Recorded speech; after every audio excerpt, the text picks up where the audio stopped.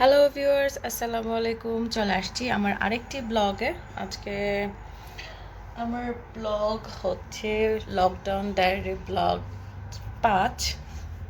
আর আজকে lockdown diary ব্লগে special একটা ডে, সেটা হচ্ছে আমার 2 সন্তানের বাবার জন্মদিন। তো চলুন দেখি আমরা কিভাবে সেলিব্রেট করি, মানে কি করব, সেলিব্রেট তো আর ওই রকম না, বাট কি করছি আমরা সারাদিন সেটা আপনাদের সাথে শেয়ার করব। ওকে, আমরা এখানে গরুর মাংস ম্যারিনেট করে রেখেছি, চিকেন ম্যারিনেট করে রেখেছি। জিজ্ঞেস করেছিলাম সে কি খেতে চায়, সে আমাকে বলেছে সিঙ্গারা খাবে। যদিও আমি সিঙ্গারা এত ভালো বানাতে পারি না, সে খুবই ভালো পারে। তো আমি এখন চেষ্টা করব তার জন্য সিঙ্গারা বানাতে। Let's go with me. সিঙ্গারার জন্য আমি সব এখানে কেটে নিয়েছি। ভেজিটেবল সিঙ্গারা করব, তো মানে যা খুশি মশলা এখানে দিব। চলুন বসিয়ে দিই তাড়াতাড়ি করে। পেঁয়াজ সব একসাথে দিয়ে, এটা কষানির কোনো দরকার নেই, সব একসাথে দিয়ে দিলাম।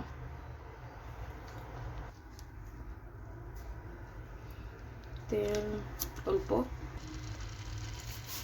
লবণ অল্প, একটু একটু করে হলুদ, জিরা, ধনিয়া, একটু মরিচ দিয়ে দিব এখান থেকে।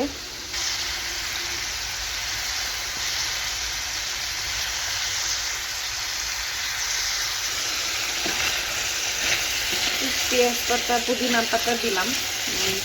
পেঁয়াজ পাতা তো অবশ্যই ভালো লাগে, আর পুদিনা পাতার গ্রানটা খুব ভালো লাগে।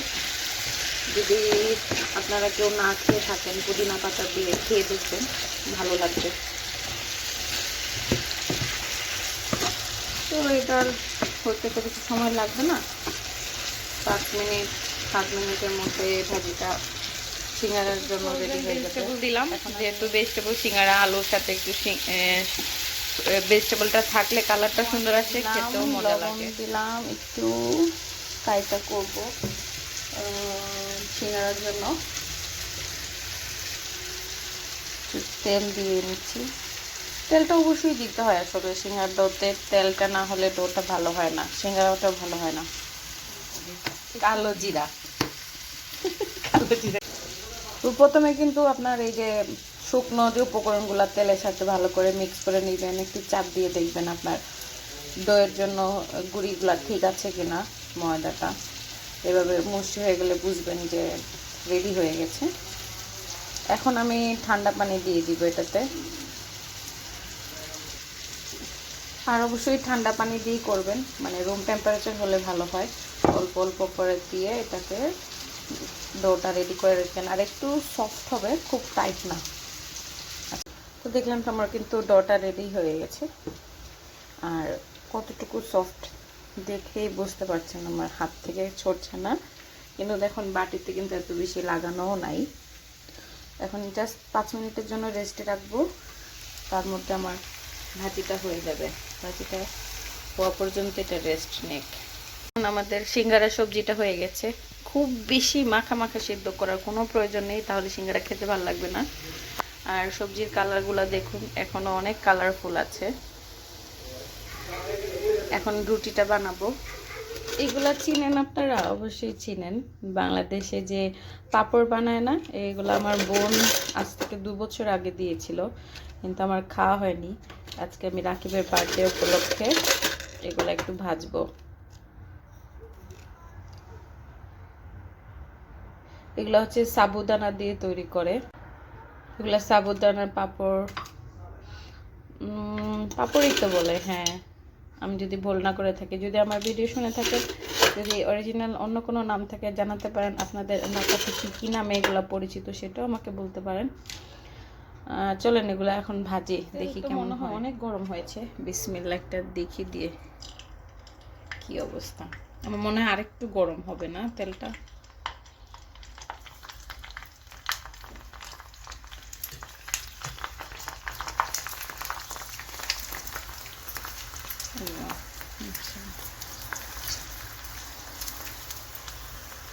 কত বড় হয়ে গেছে না দেওয়ার সাথে সাথে।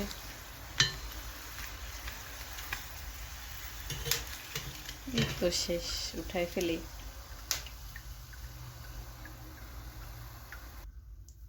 আবারও দিই, হয়েছে। আমি তো ভাবলাম এগুলো আসলে এই পিঠাগুলো এইভাবে করে বছরের পর বছর রেখে দেয়, আর যখন মেহমান আসে সাথে সাথে কিন্তু এটা এভাবে ভেজে দিয়ে দেয় সামনে।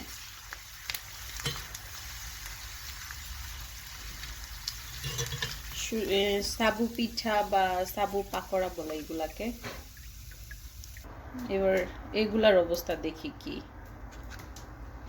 একটা দিলেই হবে নাকি দুটো দেওয়ার জায়গা থাকবে। আসলে প্রায় অনেক বছর, অনেক 10-12 বছর হয়ে গেছে আমি এগুলা খাইনি, ভুলেই গিয়েছি। আরেকটা জায়গা হবে, দিয়ে দিলাম যে কতটুকু স্পেস নিবে একটা ফুলে ফুলে কতটুকু হবে। আমরা তো এগুলা যখন বানাতাম দেখা যেত কাঁঠাল পাতা নিয়ে আসতাম বা কলা পাতার উপরে বানিয়ে বানিয়ে রোদে শুকাতে দিতাম। ঈদ আসলে এটা একটু বেশিই করে, আমাদের এলাকাতে একটু বেশি করে এগুলা। আমি জানি না অন্য এলাকাতে এটা হয় কিনা। তো দেখছেন অনেক সুন্দর কিন্তু ভাজা হয়ে গেছে, আর সময়ও খুবই কম লাগে। এই যে আবার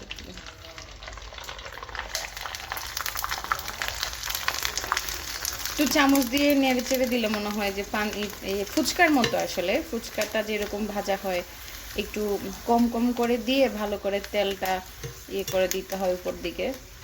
ফুচকা যেরকম ফুলে এটা ওইভাবেই ফুলে। এটা আসলে কালার আছে, বোঝা যাচ্ছে না, একটা ইয়েলো কালার আছে মাঝখানে, অনেক কালারফুল করে করে অনেকে আমাদের বাসাতেও করে।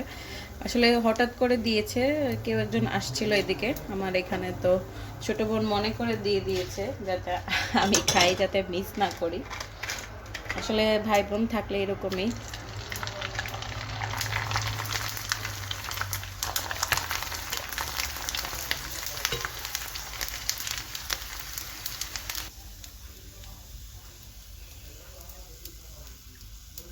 দেখুন পাকোড়াগুলো অনেক সুন্দর মাশাআল্লাহ ফুলে ফুলে উঠেছে। এখন যেটা করে যারা একটু চিনি মিষ্টি খেতে পছন্দ করে উপরে এইভাবে চিনি ছিটিয়ে দেয়।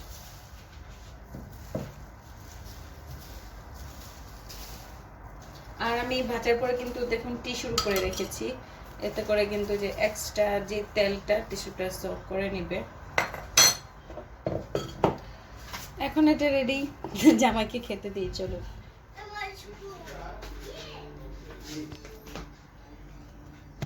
খাও খাও, শালির দেশের থেকে পাঠিয়েছে, বেশি বেশি করে খাও। মজা? ইলিয়া খাবে? দুলাভাই অনেক পছন্দ করেছে, থ্যাংক ইউ। আর এই তো এখন আমরা সিঙ্গারা ভাজবো, আর আমার সিঙ্গারার জন্য ডোটা রেডি। আর সিঙ্গারার জন্য যে রুটিটা বানাতে হয় এটার জন্য কিন্তু এক্সট্রা গুঁড়ির দরকার হয় না, একটু তেল দিয়ে রুটিটা তৈরি করতে হয়। বার্থডে বয় কিন্তু সিঙ্গারা বানাচ্ছে, আশা করছি আপনারা এনজয় করছেন। সিঙ্গারা ভিতরে এরকম ভেজে রাখা টপিংসটা ভিতরে দিয়ে দিচ্ছি, দিয়ে আবারও সাইডে পানি লাগিয়ে সিঙ্গারার মুখটা বন্ধ করে নিচ্ছি।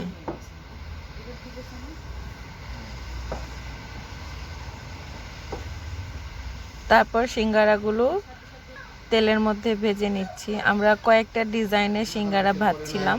ইলিয়া পরে নাই, তাসির নাকি ঘরে জুতো পরে হাঁটবে না বাবা? মামা জুতো পরে নাই, বাবা জুতো পরে নাই, সো ওয়াই ইউ অনলি। আচ্ছা এইদিকে আমাদের সিঙ্গারা দেখুন হয়ে গেছে, মানে হচ্ছে খুব বেশি। একটু একটু পপস পিঠা স্টাইলে, পুলি পিঠা স্টাইলে আর কি, পপ পিঠা অনেকে চিনবে না। এই যে আরও দুটা ভাজছি আমরা, গরম করে তেলটা দিয়ে একটু মিডিয়াম হিটে রেখে ভাজতে হয়, বেশি গরম হলে কিন্তু বাইরে আবার কালো হয়ে যাবে, যে পুড়ে যাবে বেশি সময় রাখলে। লাইট বন্ধ করি। এটা কেমন খুললেন? তো আমরা সিঙ্গারা নাস্তা করেছি, সিঙ্গারা খেয়েছি, ফিশ খেয়েছি, আর কি খেলাম, হ্যাঁ পাকোড়া খেয়েছি। এখন চা বানাচ্ছি, চা পাতা দিয়ে দিলাম, এখন জাল করে নেই। ইলিয়া, ইলিয়া লুক মামা, ইলিয়া।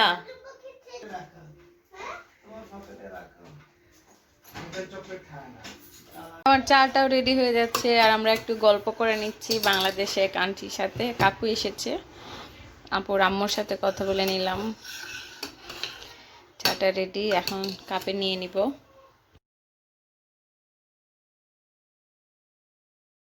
আমরা এখন রান্না বান্না করব, পোলাও রান্না করব রাইস কুকারে। আর আমাদের গেস্ট আমাদের জন্য গরুর মাংস রান্না করবে। এই যে দুপুরে যে মাংসটা ছিল, আর এটা হচ্ছে গ্রিল হবে। মাংসের অনেক রেসিপি আছে, আপনারা চাইলে আমার চ্যানেল থেকে দেখতে পারবেন।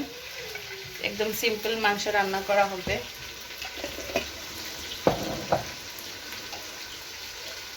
আপুর হাতের রান্না অনেক মজা। কোনো একদিন পুরো রেসিপি যদি সম্ভব হয় দেখাবো না, ইনশাআল্লাহ। ইনশাআল্লাহ, হ্যাঁ।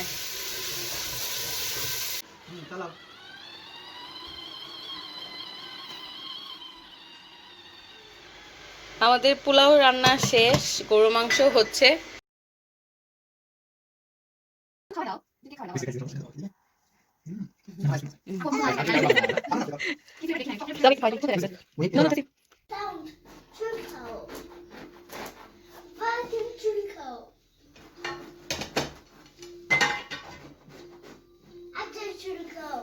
এটা চুলকাও, সে মজা পাচ্ছে।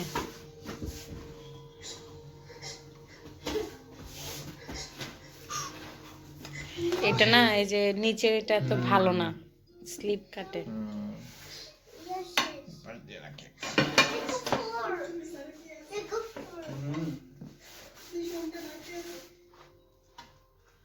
আমি ধরি ভাইয়া।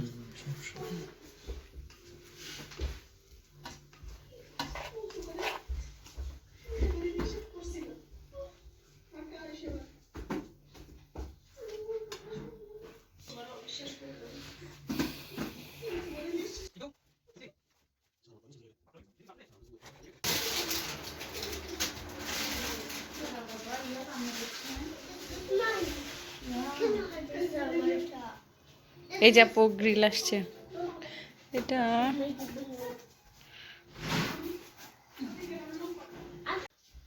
আর এই তো আজকে আমাদের দিন শেষ হয়ে গেল। তো আশা করি আপনাদের সবার কাছে আজকের ব্লগটি ভালো লাগবে। ভালো লাগলে অবশ্যই লাইক, কমেন্ট এন্ড সাবস্ক্রাইব করবেন, পাশে থাকবেন। ভালো থাকবেন, সুস্থ থাকবেন। আল্লাহ হাফেজ, আসসালামু আলাইকুম।